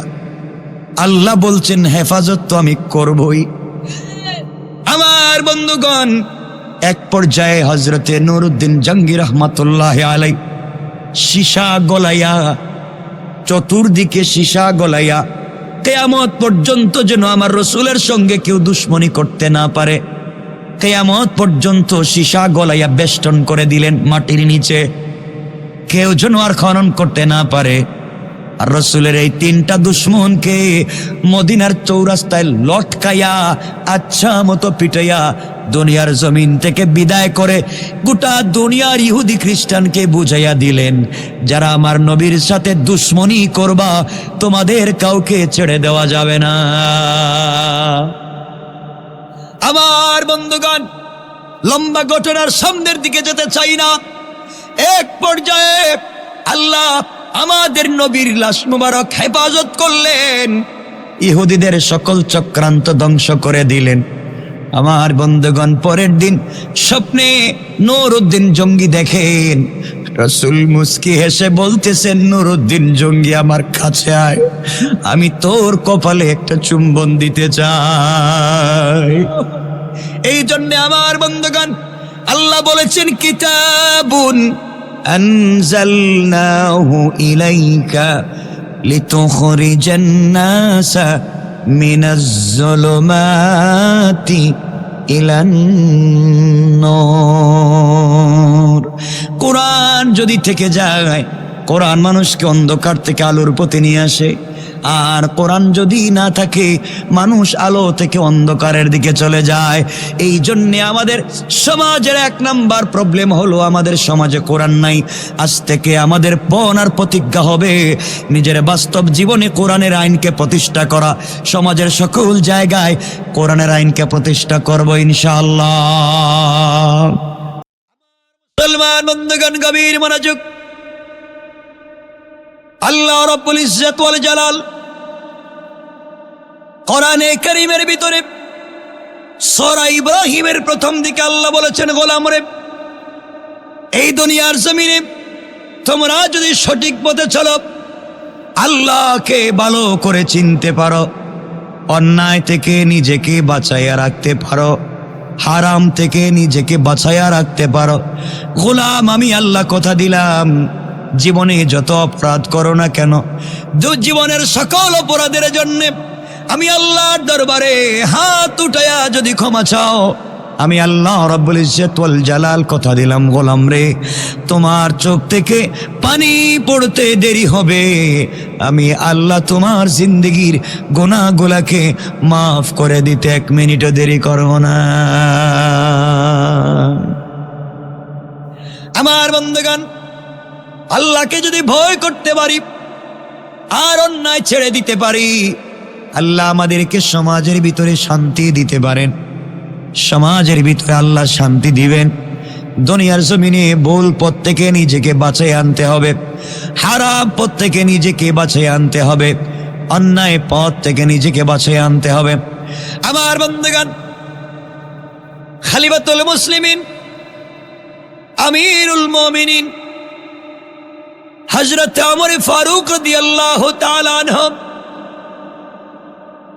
এমন একজন ব্যক্তি ছিলেন, সমাজের সকল জায়গায় যদি কোরআন পৌঁছে যায়, ইসলামের দুনিয়ার সকল জায়গায় যদি কোরআন পৌঁছে যায়, সমাজের সকল সেক্টরে আমরা যদি কোরআনকে পৌঁছে দিতে পারি, সুদ থাকবে না, ঘুষ থাকবে না।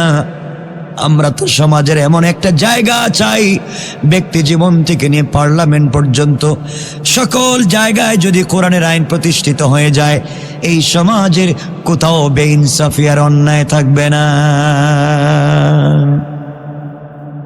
আমার বন্ধুগণ মনে রাখবেন, খলিফাতুল মুসলিমিন আমিরুল মুমিনিন গভীর রজনীতে রাস্তা দিয়ে হেঁটে যাচ্ছেন। একটা যুবক বাজারে গিয়েছে, নিজে মদ পান করেছে, 2 ব্যাগের মধ্যে 2টা মদের বোতল নিয়েছে। তার উদ্দেশ্য হচ্ছে বাড়িতে যাব, আজকে ইচ্ছে মতো মদ পান করব। এই জন্য মদের বোতল নিয়ে বাড়ির দিকে যায় গভীর রজনীতে। গভীর রাত্রে রাস্তায় খলিফাতুল মুসলিমিন আমিরুল মুমিনিন হযরত ওমরের সঙ্গে দেখা। ওমর বললেন, যুবক তুমি গভীর রাত্রে যাও কই? যুবক বুঝতে পেরেছে বাঁচবার কোনো সুযোগ নেই, হাতের মধ্যে মদের বোতল। ইসলামী রাষ্ট্রে মদ পান করা হারাম, মদ বিক্রি করা হারাম। ওমর আমাকে দেখেছে, আর বাঁচতে পারবো না। যুবকের হাতে মদের বোতল। ওমর বলছেন, যুবক রে তোমার হাতে কি? যুবক বলতেছেন, খলিফাতুল মুসলিমিন আমিরুল মুমিনিন আমার হাতে 2 বোতল দুধ। কি দুধ? আসলে আছে কি? মদ। মনে করেছে দুধ বললেই তো ছেড়ে দিতে পারে, মনে করেছে রাস্তার ট্রাফিককে নেতার নাম বললেই ছেড়ে দিতে পারে। বাংলাদেশে পুলিশ শুধুমাত্র চাইলেই সকল সমস্যার সমাধান করতে পারবে না।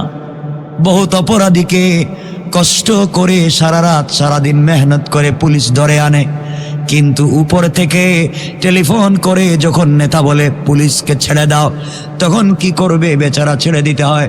কোর্টে চালান দে, উকিল সাহেব তার পক্ষে দাঁড়াইয়া ছাড়াইয়া নিয়ে আসে। রাষ্ট্রের সকল জায়গায় যেমন চুরি চামারি ঢুকে যায়, পুলিশ শুধুমাত্র অপরাধীকে ধরলে হবে না, অপরাধী বহুত লাইনে ছুটে যাওয়ার মতো সুযোগ আছে না নাই? এই জন্য আমার বন্ধুগণ, হযরত ওমর বললেন, যুবক মদের বোতল আমার হাতে দাও। যুবক তো এবার ঘাবড়ে গেল, ব্যাপার কি? মনে করেছিলাম দুধ বললেই আমাকে ছেড়ে দিবে, এখন তো আমার কাছে বোতল চাই, বোতল দিলেই তো ধরা পড়ে যাব। হযরত ওমর তরবারি খুললেন, হাতের মধ্যে নিলেন, বাঁচবা না, মদের বোতল আমাকে দাও। বলতেছে খলিফাতুল মুসলিমিন আমিরুল মুমিনিন আমার হাতে যেই দুধ রয়েছে, এই দুধ নিয়ে বোনের বাড়িতে যাই। আমার বোন বড় অসুস্থ, এই জন্য গরম দুধ আব্বা জান দিছেন নিয়ে যাওয়ার জন্য। আমার বললেন, যুবক দুধ নিয়ে আর যাইনি, আমাকে দেখা। যুবক বলতেছে, বাঁচবার কোনো পথ নাই। ওমরের হাতে যদি মদের বোতল দেই, দুধ বলছে, 1 নাম্বার তো মদ সাপ্লাই দেই, 2 নাম্বার মদ পান করি, 3 নাম্বার মিথ্যা বলেছি। যে ওমর নিজের ছেলেকে মদ পানের অপরাধে পিটাইয়া পিটাইয়া হত্যা করেছে, আমাকে যদি মদ পানকারী এখন দেখতে পায়, এই ওমরের রাষ্ট্রে অন্যায় করে বেঁচে যাওয়া যাবে না। আমার ঘোষণা করেছেন, যেই রাষ্ট্রে ইমামতি হবে কোরআন দিয়া, যেই রাষ্ট্রের জুমার খুতবা হবে কোরআন দিয়া, যেই রাষ্ট্রের জানাজার নামাজ হবে কোরআন দিয়া, যেই রাষ্ট্রের ঈদের জামাত হবে কোরআন দিয়া, ওই রাষ্ট্রের পার্লামেন্ট চলবে কোরআন দিয়া, ওই রাষ্ট্রের বিচার বিভাগ চলবে কোরআন দিয়া, ওই রাষ্ট্রের স্বরাষ্ট্রনীতি পররাষ্ট্রনীতি চলবে কোরআন দিয়া।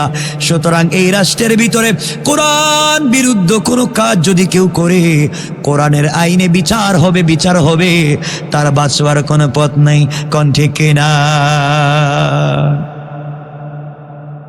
এবার যুবক চোখের পানি ছেড়ে দিয়ে মদের বোতল হাতে নিয়ে আল্লাহকে ডাক দিয়া বলেছে, আল্লাহ,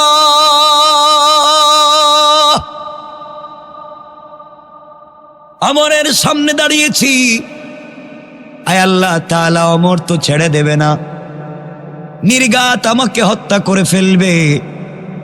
এমন অমর, যেই অমর মদিনার মসজিদে মদিনা একদিন বলেছিল মদিনায় ভূমিকম্প শুরু হয়েছে।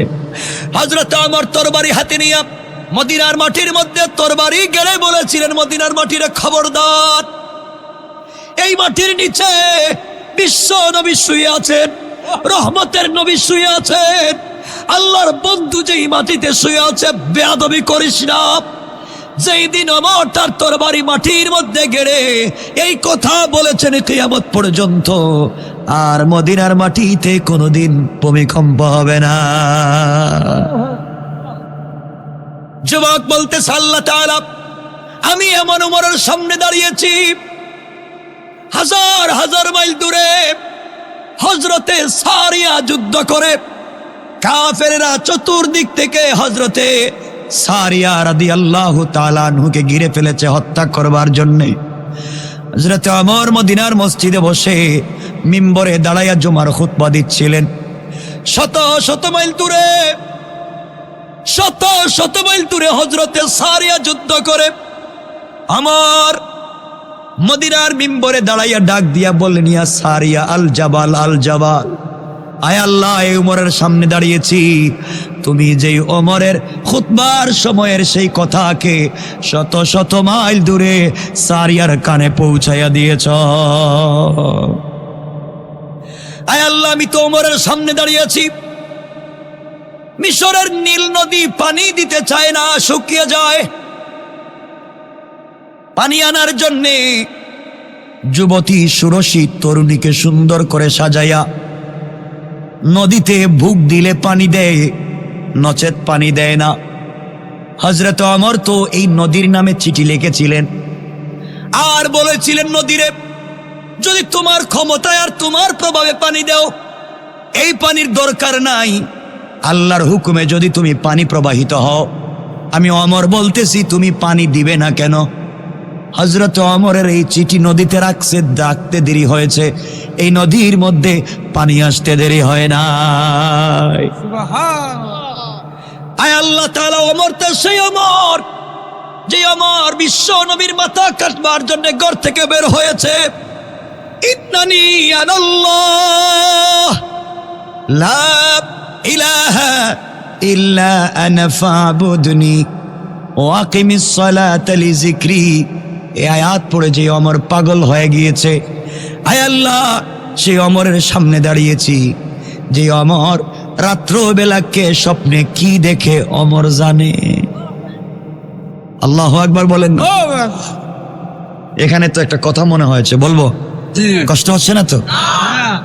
সংক্ষেপ করে বলি, ওমরকে, যুবকটা আল্লাহর কাছে বলতেছি ঘটনাগুলা।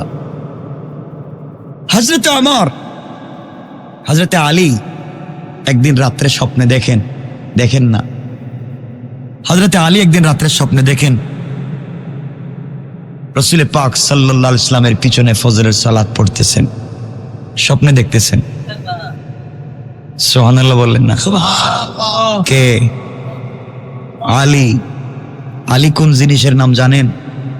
মানুষটা ছিলেন খাটো, খাটো বুঝেন তো, বেঠে, খাটো মানুষ।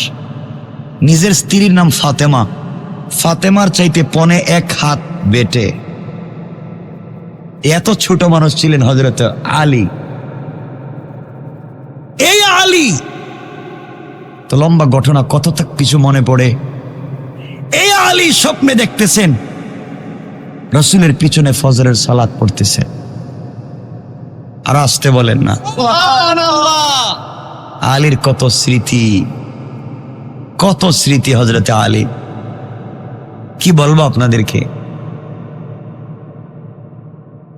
হযরতে আলী ফজরের সালাত পড়ে বসছেন মসজিদে, স্বপ্নে দেখতেছেন নবীজি ওয়াজ করতেছেন।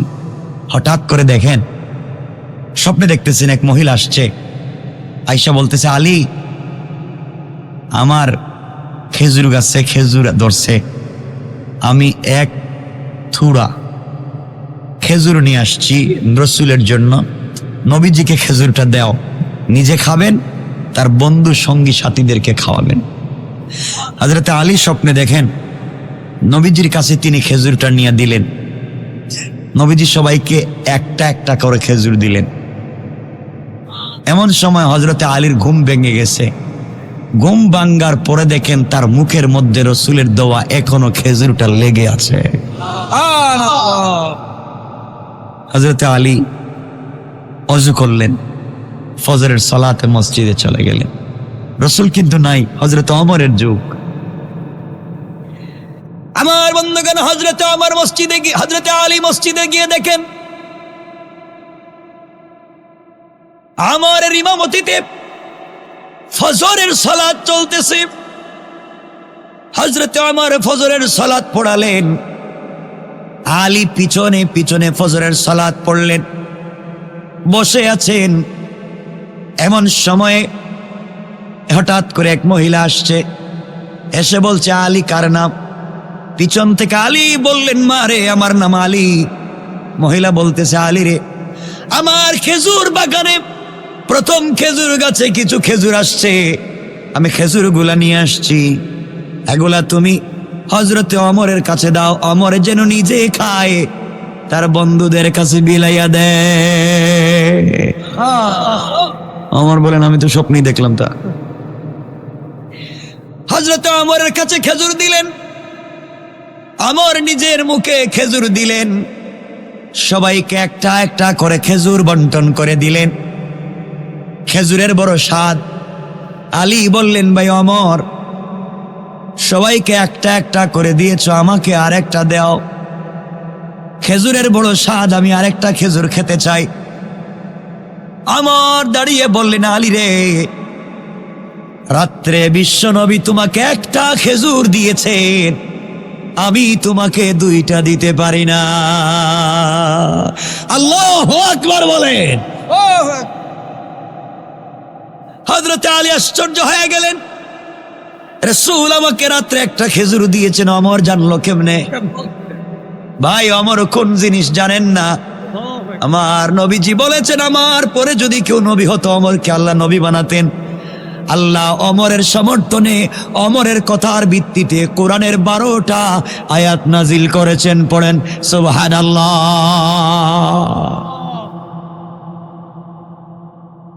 আমার বন্ধুগণ, যুবক ডাক দিয়ে বলছে, আল্লাহ তাআলা সেই ওমরের সামনে পড়েছি, নির্ঘাত বাঁচার কোনো পথ নাই, ওমর তো ওই জিনিসের নাম। আমার বন্ধুগণ, ওমর তো ওই জিনিসের নাম। ভাইরে, রাসূল পাক সাল্লাল্লাহু আলাইহি ওয়াসাল্লাম মসজিদ থেকে বের হয়ে জোহরের সালাত পড়ে হেঁটে যাচ্ছেন। হঠাৎ করে তিনি তাকায়া দেখেন সামন দিকে শয়তান আসতেছে। নবীজি বললেন, শয়তান আসুক, আজকে কিছু কথা জিজ্ঞাসা করি। নবীও যান, শয়তানও আসে।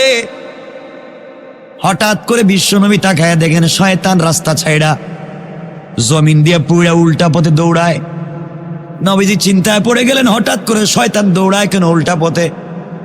পিছন দিকে তাকায়া দেখেন হযরত ওমর আসতেছে। আল্লাহু আকবার। নবীজি বলেন, শয়তান বুঝছি, এবার আমার ওমরের দিকে দৌড়াইতেছিস। এত ভয় পায় ওমররা সবাই। আমার বন্ধুগণ, ওমর কোন জিনিস শোনো, আর বিশ্ব নবী ওমরকে তো ভালোবাসেন কেন শোনো। দুনিয়ার জমিনে সেই নবীকে যদি ভালোবাসতে পারো, জীবনে কিছুই লাগবে না, কাফেরেরা কিছুই করতে পারবে না। কোন কৌশল করে কাফেরেরা আমাদেরকে আটকাতে পারবে? কথা বলেন না কেন? আজকে আমরা আল্লাহর দয়া পাওয়ার জন্য, রহমত পাওয়ার জন্য কত চেষ্টা করি, পাই না। শুধু ওই জায়গায় আমরা অন্ধকার করে রেখে দিয়েছি, এই জন্য পাই না। কথাটাকে সংক্ষেপ করে বুঝাইয়া দিই। কষ্ট হচ্ছে না তো?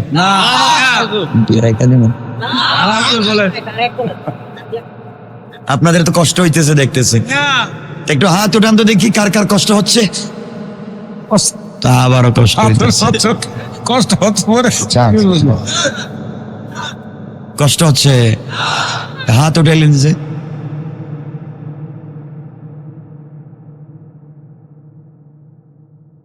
আজকে শোনো যুবকেরা, যারা বিয়ে করছেন বাসায় গিয়ে সালামটা দিয়ে দিন ইনশাল্লাহ। কয় না ইনশাআল্লাহ। মুরব্বী যারা আমার চেহারার দিকে তাকায় মনে হয় মরার লাশ দেখতেছে নাকি তা, হ্যাঁ? বউরে সালাম দেবেন না কেন? পাগল হয়ে আইছে। বউরে সালাম দিবেন মাঝে মাঝে। শুনেন, আরে আমার কথা বুঝেন। কি দিবেন? কথা বলেন না, দিবেন তো ইনশাল্লাহ। আজকে গিয়েই সালাম দিবেন। মাঝে মাঝে বউর ঠুটে লিপস্টিক লাগাই দেবে। না কইল কে? নাউজুবিল্লাহ কেন? তো বউর ঠুটে লিপস্টিক লাগাইবেন না, তুই গার্লফ্রেন্ডের লাগাইবেন নাকি? তা বউর ঠুটে লিপস্টিক মাঝে মাঝে লাগাই দিবেন ইনশাল্লাহ। বলেন ইনশাআল্লাহ। হারাম না, হারাম না।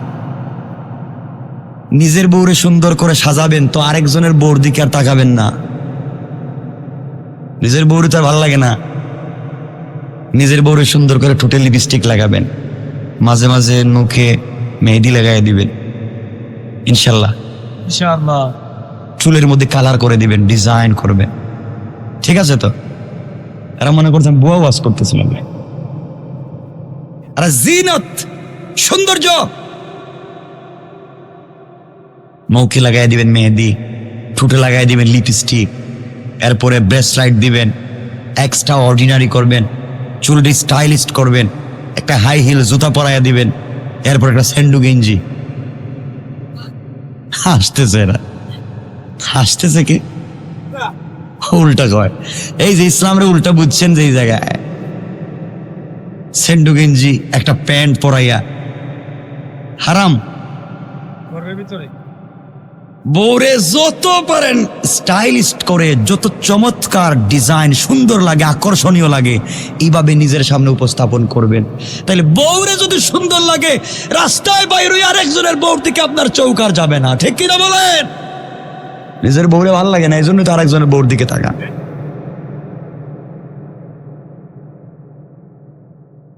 এজন্য নিজের বউরে সাজাইবেন। মুরব্বীরা মনে মনে কইতেছে সে আমরা তো বুড়ো হয়ে গেছি গে। আরে বুড়ো হয়ে গেলে কি হইব? নবীজি মাঝে মাঝে আমাদের মা খাদিজাকে বলতেন, খাদিজা তোমাকে আমি শাড়িটা পরায় দিব। সুবহানাল্লাহ। সুবহানাল্লাহ। মা আয়েশাকে বলতেন, কথায় কথা চলে আসে। আয়েশাকে বলতেন, আয়েশা তুমি যখন কাপড় পরো না তোমাকে খুব ভাল লাগে, কিন্তু আমার মন চায় তোমাকে একদিন কাপড়টা পরাইয়া দেই। তো নবীজি হযরতে আয়েশাকে কুলে করে বিছানার থেকে নামাইয়া নিজে বলতেন, আয়েশা তুমি আমার বিছানায় ঘুমানোর উপযুক্ত না, তুমি নিচেই ঘুমাও। তো আয়েশা বলতেন, আপনি কেমন আমার স্বামী, আমি আপনার উপযুক্ত না, কিন্তু আমি যেখানে ঘুমাইছি এখানে না ঘুমাইলে আপনি শান্তি পান না।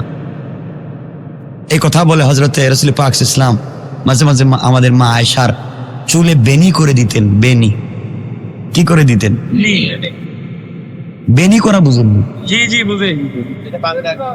আপনারা বান্ধে নাই যে চুল বেনি করে আপনারা দিছেন নি বউরে? কথা কন না কয়। বাপরে বাপরে, বউর সাথে তো কিছু ভালো লাগে না। আর পার্কে বৈশা গার্লফ্রেন্ড বাক বাকুম বাক বাকুম বাক বাকুম। শয়তান, সব বাদ দাও, নিজের বউরে সুন্দর করে সাজাও। নিজের স্ত্রীর হাতের রান্না ভাল লাগে না, তুমি কি যে রান্না করো এটা মনে হইতেছে কি কয় পানি পানি না পানি, ডাস্টবিনের ময়লা। আর পাশের বাড়ির বাবির হাতের রান্না খুব ভাল লাগে। ঠিক না? এটা ঠিক হইলো কেমনে? ঠিক কয় আর কি এগুলো ঠিক না। এই জন্য বউর সাথে ভালো ব্যবহার করবেন ইনশাল্লাহ। আমি মনে করতেছি যারা বউরে দেখতে পারেন হেরা মানে উঠে যাইতে চাইতেছে। আপনারা তো এমন জিনিস, বউরে পিটান, বউরে মায়ের করে মারে, মায়ের ধরে কুস্তি ধরে ফেলায়। মায়ের আসেনি এলাকায়, মায়ের করেনি, আল্লাহ জানে। হুজুর বউ তো কথা শুনে না, আরেক দুটো মুসলি কইতাছে বউ কি করে না? কথা শুনে না। কথা শুনে না। দুষ্ট আপনার বউরে আপনি লাইনে আনতে পারেন নাই। ঠিক আজকের থেকে করে কেউ বলবেন বউ মাশাআল্লাহ তোমাকে যে সুন্দর লাগতেছে, আমার কলজা হেঁটে যাইতেছে গা। আপনার মজার কথা আছে, হ্যাঁ, আপনাদের তার কথা আছে। এভাবে বলবেন, বউরে ভালোবাসবেন, মাঝে মাঝে রান্নায় সহযোগিতা করবেন, কাপড় ধুইয়া দিবেন।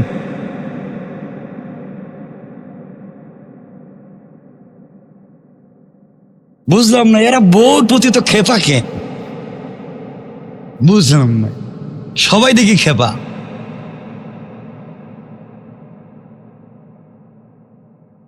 আজকে বাসায় যান তাইলে খবর আছে, বুঝতে পারবেন এখানে যা বলতেছেন বাসায় গেলে খবর আছে আজকে আপনাদের। শুনে মাঝে মাঝে বাসায় বউরে নিয়ে নামাজ পড়বেন জামাতে, বলে না ইনশাল্লাহ। পারবেন না, আপনি হবেন ইমাম, বউরে বানাইবেন মুসল্লি মুক্তাদি। এরপর নামাজ পড়ার পরে বউরে বলবেন তুমি দোয়া করো, আমি আমিন বলবো। এখন বউ যদি আপনার বিরুদ্ধে হয়, দোয়ার সময় তো এই কথা বলবেন আল্লাহ তুমি আমার স্বামীর কপালে ঠাডা ভালো, এই কথা কি বলবে? তাহলে বলবে আল্লাহ আমার স্বামীরে ভালো করো, এই করো সেই করো। এই তো ভালোবাসা তৈরি হবে, বউরে কাছে রাখবেন। আর আমাদের মায়েরা আমাদের বোনেরাও খারাপ হয়ে গেছে গা, ঠিক কথা কন, এটাই বলবেন। সারাদিন যেই কাপড় পরে রান্না করে, যেই কাপড় পরে বাচ্চাদেরকে নিয়ে ঘুরে, সেই ঘাম লাগানো দুর্গন্ধযুক্ত কাপড় এটাই পইরা স্বামীর সাথে ঘুমায় জায়গা। কথা বলেন না কেন? আর দামি দামি যত কাপড় এগুলা শুধু মার্কেটে আর বিয়ে শাদিতে পরে যায়। তো দুষ্ট আপনার, আপনি বউরে বলবেন তুমি যত দামি কাপড় সব আমার সামনে পরবা, রাত্রে তুমি সুন্দর করে সাজবা, একটা গ্লাসের সামনে দাঁড়িয়ে ডিজাইন করে সাজাইবা বউরে।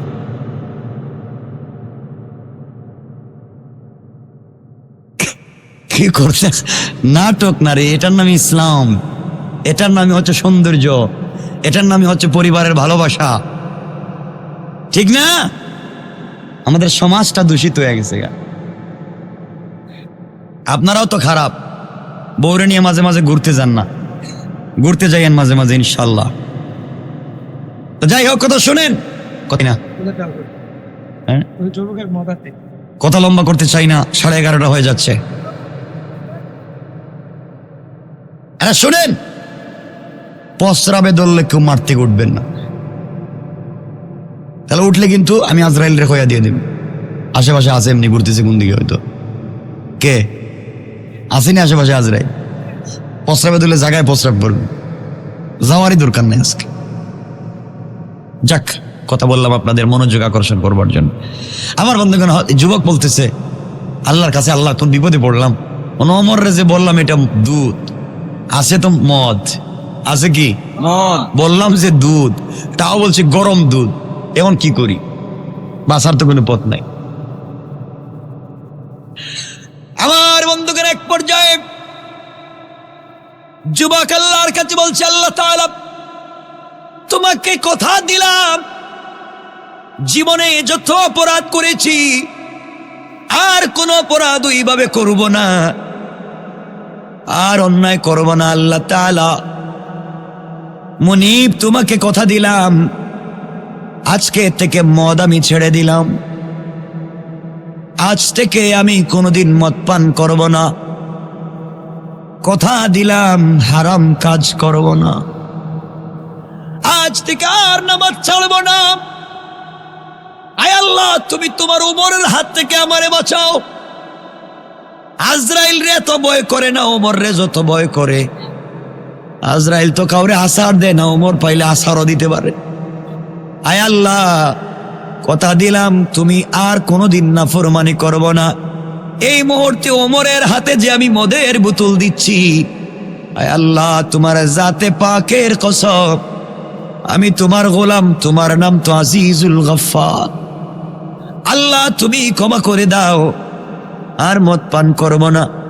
এই কথা বলে ওমরের হাতে যখন মদের বোতল দিয়েছে, ওমর ব্যাগের ভিতরে থেকে মদের বোতল হাতে নিয়ে তাকায়া দেখে গরম দুধের বোতল। আল্লাহু আকবার। আমার বললেন, যুবক সত্য কথা বলেছ, পুরস্কার নিয়ে চলে যাও। যুবক ওমরের পা জুড়ে বলছে, খলিফাতুল মুসলিমিন, আমিরুল মুমিনিন, পায়ে ধরে মাফ সাহেব, বেয়াদবি মাফ করবেন। অ্যাকচুয়ালি আমার বোতলের ভিতরে দুধ ছিল না, ছিল এই মদ। মদ ছিল, মদ পান করে এসেছি।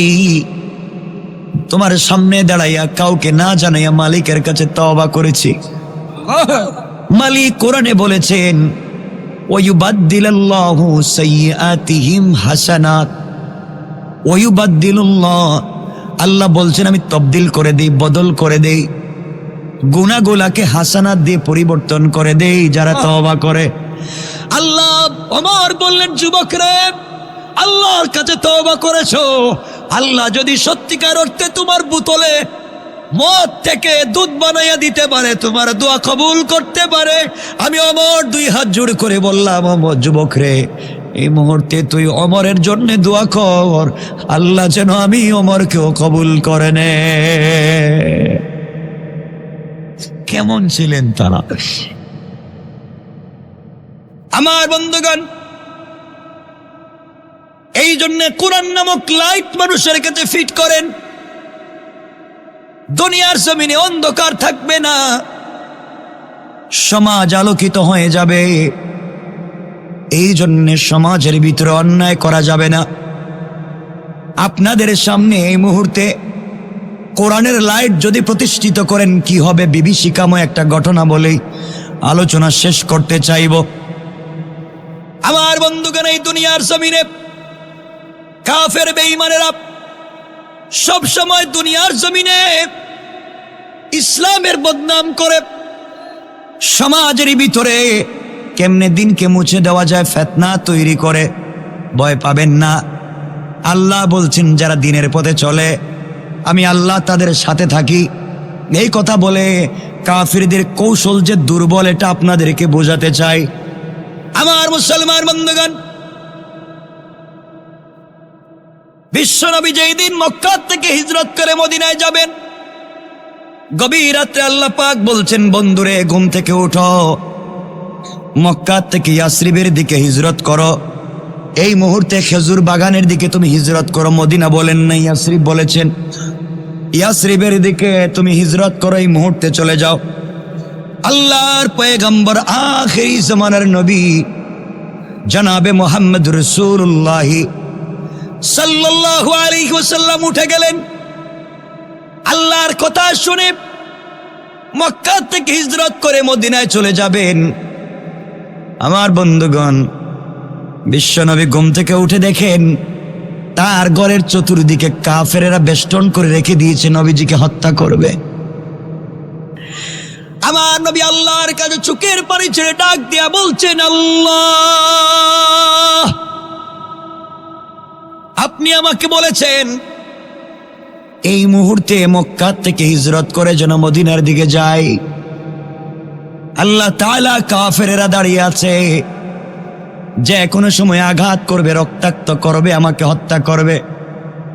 আল্লাহ তাআলা, আমি যদি এই মুহূর্তে ঘর থেকে বের হয়ে যাই, নির্ঘাত কাফেরেরা আমাকে হত্যা করবে, আমাকে বাঁচবার পথ বলে দেন। আল্লাহ ডাক দিয়া বললেন, বন্ধুরে, তোমার কাজ হলো ঘর থেকে বের হয়ে যাওয়া, আর তোমাকে হেফাজতের জিম্মাদার স্বয়ং আমি আল্লাহ।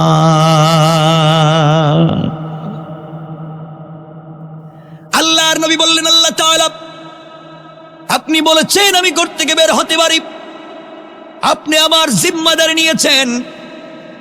কিন্তু আল্লাহ তাআলা, কাফেররা তো চতুর্দিকে বেষ্টন করে রেখেছে, আমি জানি আমাকে আঘাত করতে পারে, মানুষ হিসাবে ভয় তো আছে।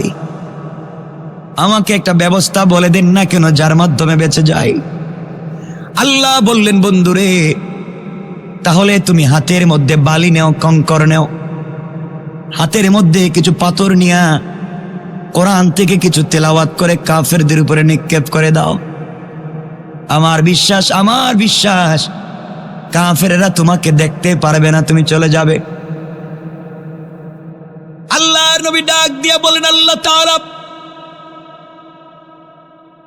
কাফেরদের উপরে বালি যদি নিক্ষেপ করি, একদিকে যাবে, চতুর্দিকের কাফেরদের উপরে তো যাবে না, যেদিকে নিক্ষেপ করব ওদিকেই যাবে। হয়তো আমার সামনে যারা আছে তাদের চুকে পড়বে, কিন্তু ডাইনে বামে যারা আছে তারা তো আমাকে আঘাত করবে। আল্লাহ বললেন, বন্ধুরে, তোমার কাজ হলো নিক্ষেপ করে ফেলে দেওয়া, আর আমি আল্লাহর কাজ হলো সবার চুকে চুকে পৌঁছায়া দেওয়া। কোন সুবহানাল্লাহ। আমার বন্ধুগণ শুনেন আল্লাহ কেমন। বিশ্ব নবী হাতের মধ্যে কঙ্কর নিলেন, কোরআন থেকে তেলাওয়াত করলেন, কাফেরদের উপরে নিক্ষেপ করলেন, একদিকে মারলেন, সামনের দিকে মারলেন, চতুর্দিকের কাফেরদের চোখে পুকে পড়ে গেল, সবাই চোখ রগড়াতে লাগলো। নবীজি চলে গেলেন, কেউ ধরতে পারল না। ঘটনা বলবো না, একদিন মদিনায় আল্লাহ বিশ্ব নবীকে বলছেন, বন্ধু এবার বলো, ওই দিন তুমি তো একদিকে নিক্ষেপ করলে, চতুর্দিকের কাফেরদের চোখে কেমনে পড়লো? আল্লাহর নবী বলেন, আল্লাহ তাআলা আমি জানি না, আপনি বলেন। আল্লাহ বললেন, বন্ধুরে তুমি জানো না সকল কাফেরদের চোখে পড়লো কেমনে, তুমি জানো না? আমার আল্লাহ বললেন, ওয়ামা রামাইতা ইদ রামাইতা ওয়ালাকিন্নাল্লাহ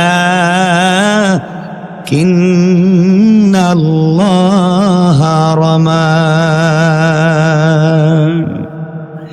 আল্লাহ রাব্বুল ইজ্জত ওয়াল জালাল বললেন, বন্ধুরে মনে করেছো তোমার হাতের পাথর দিয়া তুমি নিক্ষেপ করেছো? না না, তুমি যখন আমার উপরে ভরসা করে কাফেরদের উপরে পাথর গোলা নিক্ষেপ করেছো, তখন ওটা তোমার হাত থাকে নাই, ওটা আমি আল্লাহর কুদরতের হাত হয়ে গিয়েছে, আর আমার হাত দিয়া সবার চুকে চুকে পৌঁছায়া দিয়েছি। কোন সুবহানাল্লাহ। আল্লাহ রাব্বুল ইজ্জত ওয়াল জালাল এই জন্য বলেছেন, দুনিয়ার জমিনে কাফেররা যত কৌশল করুক না কেন, কোন সময় কৌশল করে তারা প্রতিষ্ঠা লাভ করবে না। আমার আল্লাহ বলেন, ওয়া মাকারু ওয়া মাকারাল্লাহ ওয়াল্লাহু খায়রুল মাকিরিন।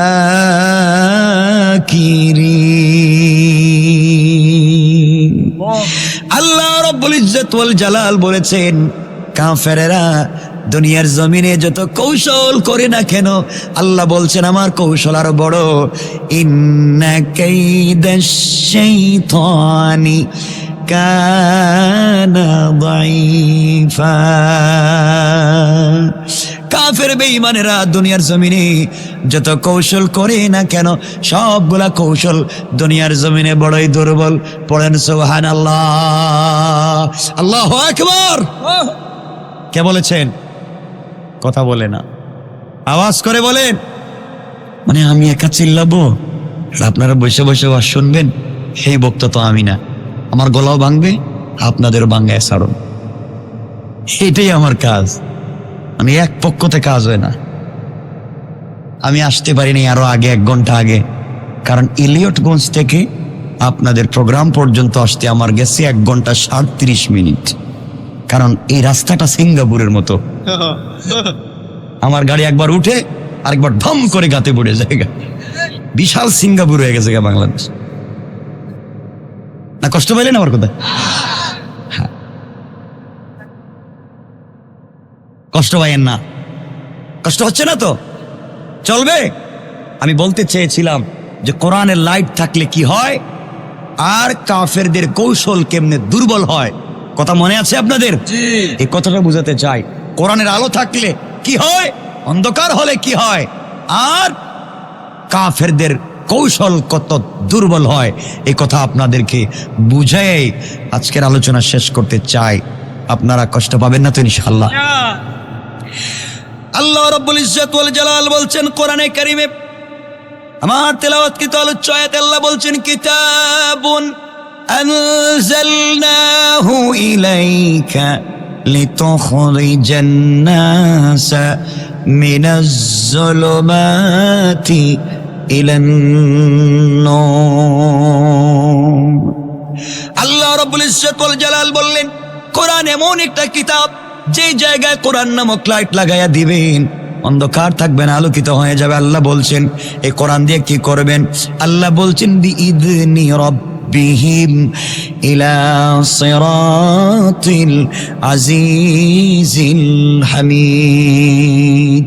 আল্লাহ রব্বুল ইজ্জত ওয়াল জালালের হুকুমে পরাক্রমশালী প্রশংসাময় আল্লাহর পথে যারা ডাকবে তারা সকল সময়ে সকল কাজে সফল কাম। পড়েন সুবহানাল্লাহ, আওয়াজ করে বলেন আল্লাহু আকবার। আল্লাহ যেন আমাদের সবাইকে কবুল করে। আলোচনা 2 ঘন্টা কমপ্লিট, 2 ঘন্টা হয়েছে। আর লম্বা করতে চাই না, আপনাদের কষ্ট হচ্ছে দেখতেছি, আর সামনের দিকে যেতে চাই না।